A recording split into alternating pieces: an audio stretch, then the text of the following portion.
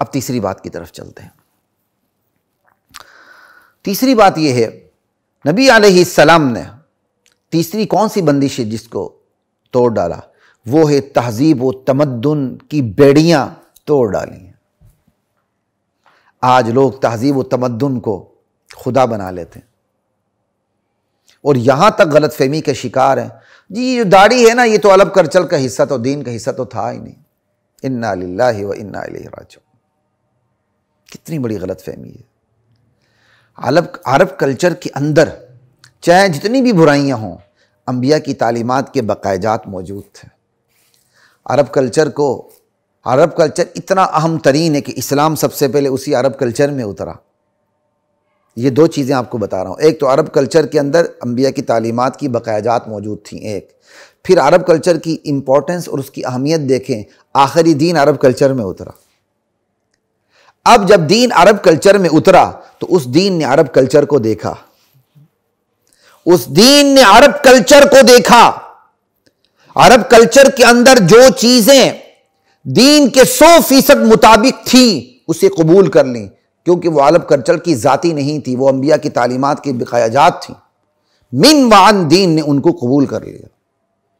اور عرب کلچر کا وہ حصہ، جیسے عرب کلچر کے اندر مہمانی تھی، فیاضی تھی، سخاوت تھی، بہادری تھی، شجاعت تھی، حاجیوں کی خدمت تھی، کعبے کا خیال رکھنا تھا، یہ ساری چیزیں قبول کر لی گئی ہیں۔ ٹھیک ہے نا؟ حق کے لیے جان لڑا دینا یہ عرب کلچر کا حصہ تھا۔ اسلام نے اسے قبول کیا کیونکہ یہ انبیاء کی تعلیمات ہی کی بقایات تھیں۔ اب عرب کلچر کا دوسرا حصہ جس کے اندر خرابیاں آ چکی تھیں اور وہ قابل اصلاح تھیں، تو اسلام نے عرب کلچر کے اس حصے کی خامیاں دور کر کے اسے قبول کر لیا۔ جیسے آپ دیکھ لیں، نکاح، ایک سے زائد نکاح یہ فطرت انسانی ہے۔ اللہ نے مرد کی طبیعت میں تنوع رکھا ہوا ہے، رنگا رنگی رکھی ہوئی ہے، یہ فطرت ہے۔ یہ تو آج کی میڈیکل سائنس بھی اس بات کو تسلیم کرتی ہے، لیکن عرب کلچر نے مرد کی اس تنوع والی جو فطرت ہے اس سے غلط فائدہ اٹھاتے ہوئے لامحدود نکاح کرنے شروع کر دیے تھے۔ چاہے کوئی 100 کر لے، 200 بیویاں رکھ لے، کوئی کیا کہتے ہیں قانون میں ممانعت نہیں تھی، رسوم و رواج میں ممانعت نہیں تھی۔ اسلام نے آ کر اس کی اصلاح کی، امت کو 4 تک محدود کر دیا کہ امت 4 تک نکاح کر سکتی ہے، بس بیک وقت 4 بیویاں رکھی جا سکتی ہیں بیک وقت سے۔ ہاں نبی علیہ السلام کے لیے 11 تھی، ایک روایت میں 12 تھی، وہ نبی علیہ السلام کے لیے الگ قانون۔ اب عرب کلچر کا یہ وہ حصہ ہے جسے اصلاح کرنے کے بعد قبول کیا۔ اب عرب کلچر کا تیسرا حصہ وہ ہے جو ناقابل اصلاح تھا، اسلام نے اس سے پھینک دیا، جیسے شراب خوری ہے، سود خوری ہے۔ اسلام نے اس کے اندر کو اصلاح کر کے اسے قبول نہیں کیا، سود کو جڑ سے اکھیڑ کے پھینک دیا۔ چونکہ عرب کلچر میں سود رچا بسا ہوا تھا، تو اب کیا کیا جاتا؟ سود کو جڑ سے اکھیڑ کے پھینک دیا گیا، تو معاشرے کے اندر کچھ اونچ نیچ تو آ گئی نا، پریشانی تو آ گئی نا۔ تو اس کے لیے بے سلم ایک پورا موڈ آف بزنس ہے اسلام کے اندر، یہ موقع نہیں یہاں بتانے کا۔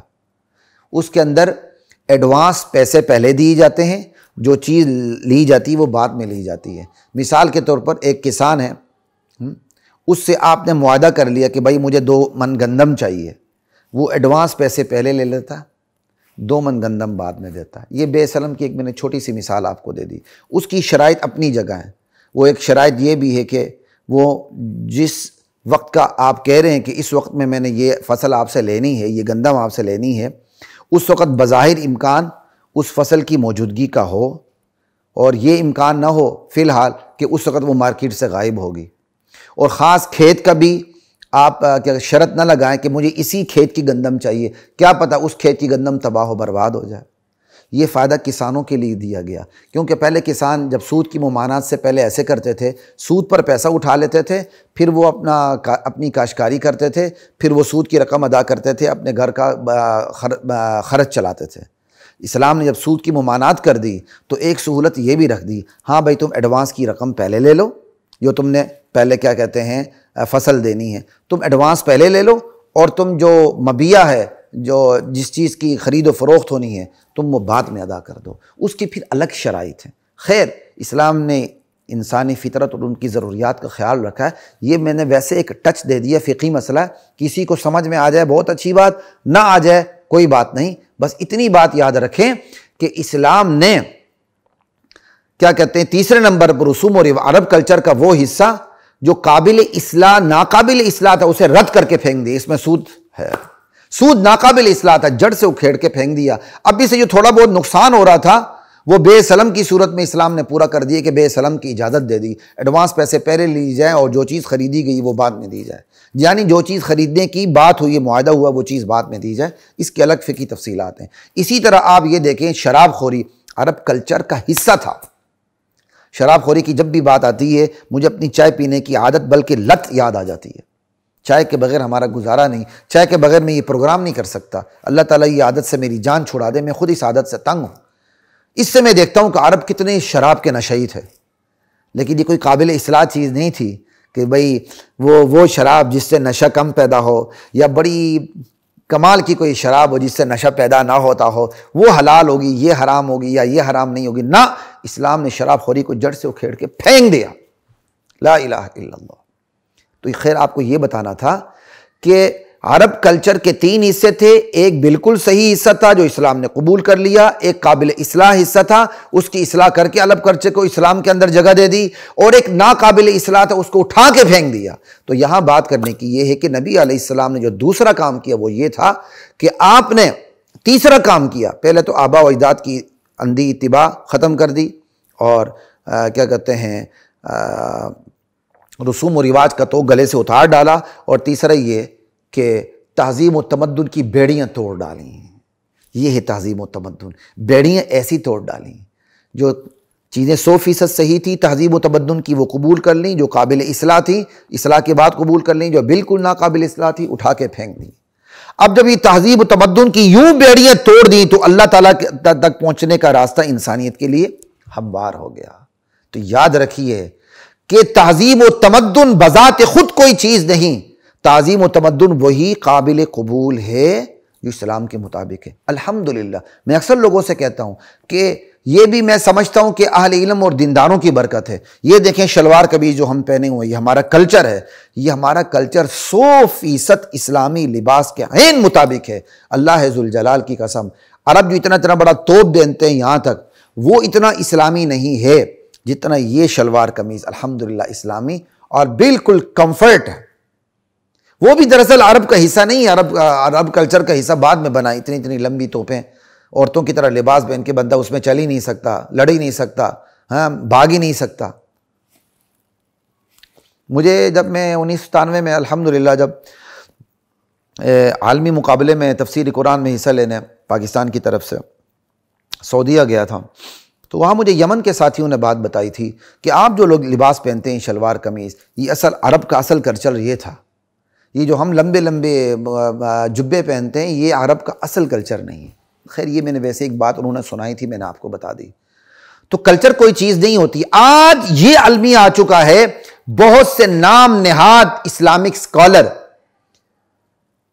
کلچر کو سب سے اوپر لا کے کلچر کو فیصلہ کن کسوٹی قرار دے کے پورے دین کو کلچر کی روشنی میں دیکھتے ہیں، اور جس سے دین کی صورت مسخ ہو کے رہ جاتی ہے۔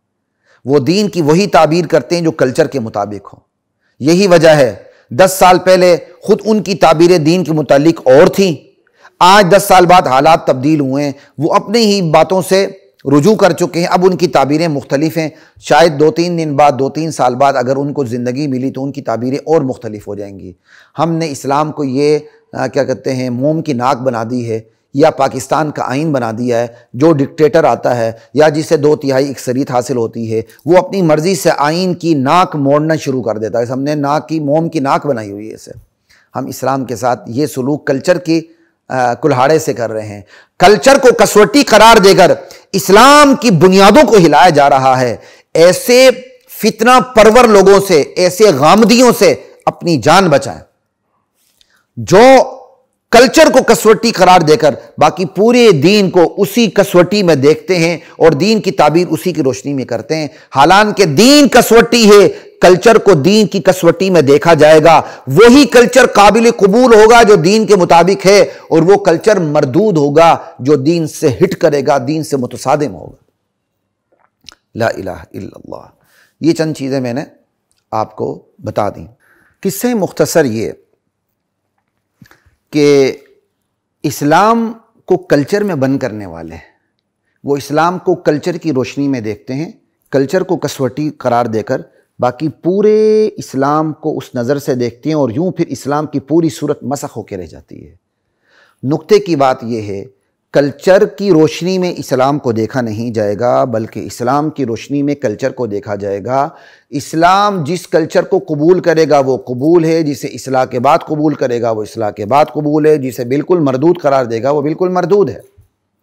آج یہ جو ایک اعتراض کیا جاتا ہے اور لوگوں کو اس کی بنیاد کا پتہ ہی نہیں ہوتا، دیکھیں جی کلچر تو عرب داڑھی کا حصہ تھا، تو یاد رکھیے ایسے کہنے والے دراصل کلچر کو کسوٹی قرار دے کے پورے دین کو اس میں تولتے ہیں۔ کلچر عرب داڑھی کا حصہ ہو، کیا فرق پڑتا ہے؟ کیا اسلام نے اس کا انکار کیا؟